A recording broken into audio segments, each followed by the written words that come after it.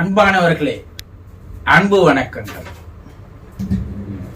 ஆன்மா, ஆத்மா, ஆவி, ஜீவன், உயிர் இவையெல்லாம் பற்றி விலாவரியாக, விளக்கமாக, தெளிவாக தெரிந்து கொள்ள வேண்டுமா?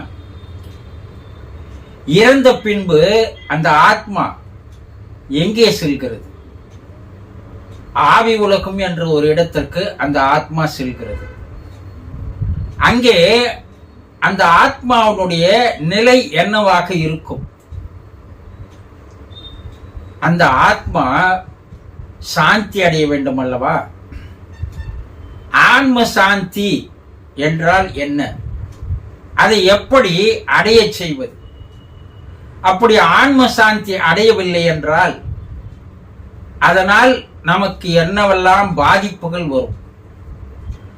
அப்படி அந்த ஆன்மா சாந்தி அடைந்து விட்டால் நமக்கு என்னெல்லாம் பலன்கள், நன்மைகள் கிடைக்கும்? மறுபிறப்பு என்பது என்ன? அந்த மறுபிறப்பினுடைய நிலைகள் எப்படி அமைகிறது? இதையெல்லாம் தெரிந்து கொள்ள வேண்டும் என்ற ஆர்வம் இருந்தால் முதலில் இந்த சேனலை சப்ஸ்கிரைப் செய்து எனக்கு ஆதரவையும் ஊக்கத்தையும் உற்சாகத்தையும் தாருங்கள்.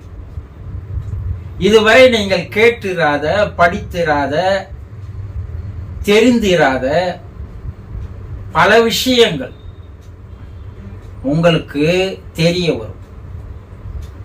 மனிதர்கள் தெரிந்து கொள்ள வேண்டிய ஒரு விஷயங்கள். இதை தெரிந்து கொண்டால் உங்களுடைய வாழ்க்கை பாதையானது மாறிவிடும். ஒரு புனிதமான, தெய்வீகமான, உயர்நிலை ஆன்மீக வாழ்க்கையை நீங்கள் வாழ முடியும். அது பல்வேறு பலன்களை அடுத்த உலகிலும் தரும், மறுபிறப்பிலும் தரும். ஆகவே சேனலை சப்ஸ்கிரைப் செய்து தொடர்ந்து என்னோடு பயணித்து வாருங்கள். நீங்கள் ஒரு ஞானியாக மாறலாம், ஆத்ம ஞானியாக மாறலாம். இன்று நாம் என்ன பார்க்க போகிறோம் என்றால், நம்மவர் இறந்து விட்டால் அந்த இறப்பின் பிரிவை நினைத்து நினைத்து பார்த்து கண் கலங்கி வருவது எதனால், ஏன் என்று ஒரு அன்பர் கேள்வி கேட்டிருக்கிறார். நம்மவர் இறப்பின் பிரிவை நினைத்து பார்த்து கண் கலங்கி வருவது ஏன்? ஒன்றை நீங்கள் தெளிவாக வாழ்க்கையில் தெரிந்து கொள்ள வேண்டிய விஷயங்கள் நிறைய இருக்கிறது. உங்கள் குடும்பத்தில் உங்கள் தாயோ தந்தையோ இறந்து போயிருக்கலாம், கணவனோ மனைவியோ இறந்து போயிருக்கலாம். இவர்கள் தான் நம்மவர்கள், பிரியமானவர்கள், அன்பானவர்கள், நம் மீது அன்பை செலுத்தியவர்கள், நம் மீது பாசத்தை காட்டியவர்கள், நம்மை அரவணைத்து பாதுகாத்து வந்தவர்கள், நமக்கு வாழ்க்கையை தந்தவர்கள், நமக்கு என்ன வேண்டும் என்பதை பார்த்து பார்த்து பார்த்து செய்தவர்கள் இல்லையா? உங்கள் தாய் இறந்து இருக்கலாம். அப்படி தாயை இழந்த கணவனோ பிள்ளைகளோ இருக்கும்போது அவர்களுடைய அருமை நமக்கு தெரிவதே இல்லை. நம்மை விட்டு அவர்கள் பிரிந்த பிற்பாடுதான் அவர்களுடைய அருமையே நமக்கு தெரிய ஆரம்பிக்கிறது. அது பிள்ளையாக பெண்ணாக இருந்தாலும் சரி, உங்களை கண்ணின் இமை போல அவர்கள் பாதுகாத்து வந்தார்கள் அல்லவா? உங்களை பெற்றெடுத்தது என்பது ஒரு மாபெரும் வரம். ஆனால் அவர்களுக்கு அது மரணம். ஒரு மரணத்தை சந்தித்துதான் உங்களை வயிற்றில் இருந்து வெளியே எடுத்தார்கள். அதற்கு ஈடாக உங்களால் எதையாவது தர முடியுமா? இல்லை, மறுபடியும் அதே தாயின் கருவறையில் போய் உங்களால் பிறக்க முடியுமா? தனக்கு இல்லை உணவு என்றாலும் கூட பட்டினியாக பல நாட்கள் இருந்து நம்மளை ஊட்டி வளர்த்து ஆளாக்கியவள் அவள் அல்லவா? அன்பின் உருவமே அவள்தானே, தெய்வத்தின் மறு உருவமே அவள்தானே. நாம் எங்கிருந்தாலும் நம்மை நினைத்து நினைத்து பார்த்து நாம் எந்த நிலையில் இருக்கிறோம் என்பதை எண்ணி எண்ணி வேதனைப்பட்டவளும் அவள்தானே. எந்த தாய் தன்னுடைய குழந்தைகள் மீது பாசம் வைக்காமல், அன்பு வைக்காமல், அக்கறை செலுத்தாமல் இருந்திருப்பார்கள் சொல்லுங்க? இனி உங்களுக்கு அது போல ஒரு தாய் கிடைப்பாளா? தாயிற் சிறந்தது ஒரு கோவிலும் இல்லை. நீங்க எந்த கோயிலுக்கு போய் வந்தாலும் அதனால எந்த பயனும் இல்லை. வீட்டில் இருக்கின்ற அந்த தாயை மதிக்க தெரியாமல், அந்த தாயினுடைய அன்பை புரிந்து கொள்ள முடியாமல், அந்த தாயினுடைய அரவணைப்பில் கதகதப்பில் வாழ்ந்த நீங்கள் இனி அப்படி ஒரு தாய் கிடைப்பாளா? இனி உங்களை கவனித்துக் கொள்வது யார்? இதையெல்லாம் நினைத்து நினைத்து பார்க்கும் போதுதான் உங்களுக்கு கண்ணில் இருந்து கண்ணீரானது அருவியாக கொட்டுகிறது.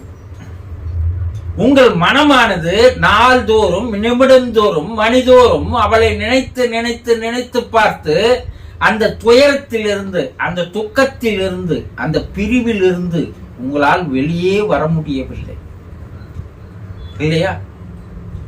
ஆனா அவங்க இருக்கும்போது நீங்கள் உண்மையாக அவர்கள் மீது பாசம் வைப்பதில்லை, அன்பு வைப்பதில்லை, புறக்கணித்தீர்கள், முகத்தை காட்டினீர்கள், வெறுப்பை உமிழ்ந்தீர்கள்.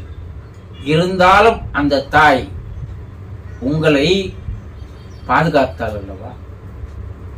தந்தை எடுத்துக்கொண்டால் தந்தை சொல் மிக்க மந்திரம் இல்லை. மாதா, பிதா, குரு, தெய்வம் கடைசியாக தான் வைத்தார். உங்களை படிக்க வைத்து உங்களை ஆளாக்கியது, உங்களுக்கு தேவையான அனைத்தையும் அவர் சம்பாதித்து தந்தது, உங்களுக்கு நல்ல படிப்பை தந்தது, கல்வியை தந்தது, அறிவை தந்தது, உங்களை நல்ல ஒரு வேலையில் அமர்த்தியது, உங்களுக்கு சொத்து சேர்த்து வைத்தது, உங்களுக்கு திருமணம் செய்து வைத்தது, தன்னுடைய வாழ்க்கையே அர்ப்பணித்துக் கொண்டு தான் வாழாமல் உங்களை வாழ வைத்த அந்த தந்தை இருக்கும்போது அவர்களுக்கு மதிப்போ, மரியாதையோ, அன்போ, பாசமோ காட்டவில்லை. பெற்றோர்களை இன்றைய கால பிள்ளைகள் மதிப்பது இல்லை, மரியாதை தருவதில்லை, அவர்களுடைய உழைப்பை நம்ப தயாரா இல்லை, புரிந்து கொள்ளவில்லை. அப்படி இறந்த பிற்பாடு ஐயோ என்னுடைய தாய் போய்விட்டாலே, என்னுடைய தந்தை போய்விட்டாரே என்று அழுது கண்ணீர் விடுவதால் என்ன லாபம்? சிறிது யோசனை செய்து பாருங்கள். ஒரு கணவன் இருக்கும் போதே மனைவி இறந்து விட்டால் அந்த கணவனுக்கு தாய் இல்லை, தாயை பறிகொடுத்தாகிவிட்டது, மனைவி இறந்து விடுகிறாள். தாய்க்கு பின் தாரம் என்றுதானே சொல்லுவார்கள். தாயை போலவே உங்களை கவனித்துக் கொள்ளுவல் அந்த மனைவிதானே. உங்களுக்கு எது தேவை, எந்த உணவு ஏற்றுக்கொள்ளும், உங்களுடைய குணநலன்கள் என்ன, உங்க பண்புகள் என்ன, பழக்க வழக்கங்கள் என்ன, நடவடிக்கைகள் என்ன, எல்லாத்தையும் கற்று குடித்து தனக்குள் வைத்துக் கொண்டிருந்தவள் மனைவிதானே. இன்று அவள் இல்லை என்னும் போது காலை உணவு இல்லை, மதிய உணவு இல்லை, இரவு உணவு இல்லை, வாய்க்கு ருசியாக இல்லை, நினைத்து நினைத்து பார்த்து கண்ணீர் விடுகிறீர்கள் அல்லவா? மனைவி இருக்கும் போதே கணவர் இறந்து விட்டால் நிர்கதியாக நிற்கின்ற மனைவிமார்கள் இதுவரைக்கும் கஷ்டம்னா என்ன தெரியாது. என்னையும் பார்த்துக்கினாரு, என் பிள்ளைகளையும் பார்த்துக்கினாரு. அவர்கிட்ட சில தகாத குணங்கள் இருக்கும், இருந்தாலும் எங்கள் மீது, என் மீது, என் பிள்ளைகள் மீது பாசமும் அன்பும் அரவணைப்பும் இருந்தது. எங்களை நிர்கதியாக விட்டு போய்விட்டாரே, நான் என்ன செய்வேன் என்று கதி கலங்குகிற மனைவிகளும் இருக்கிறீர்கள் அல்லவா? அப்போ இதையெல்லாம் இழந்த பிற்பாடு கண்ணீர் விட்டு கதறி அழுவதால் ஏதாவது லாபம் இருக்கிறதா சொல்லுங்க? தயவு செய்து தாயும் தந்தையும் கணவனும் மனைவியும் உங்களோடு இருக்கும் போதே அது ஒரு அற்புதமான, ஒரு தெய்வீகமான, ஒரு புனிதமான வாழ்க்கை. தயவு செய்து அந்த வாழ்க்கையை வாழ கற்றுக்கொள்ளுங்கள். இறந்த பிற்பாடு நீங்கள் எவ்வளவுதான் கண்ணீர் விட்டு கதறி எழுதாலும் மறுபடியும் அவர்கள் உங்களுக்கு கிடைக்கப் போவதில்லை, வரப்போவதில்லை. உங்களோடு இருக்கும் அந்த காலத்தை அவர்களோடு நிமிடந்தோறும் அன்பை காட்டுங்கள், பாசத்தை காட்டுங்கள், அரவணைப்பு தாருங்கள், ஆதரவு தாருங்கள். தெய்வமே அவர்கள்தான்.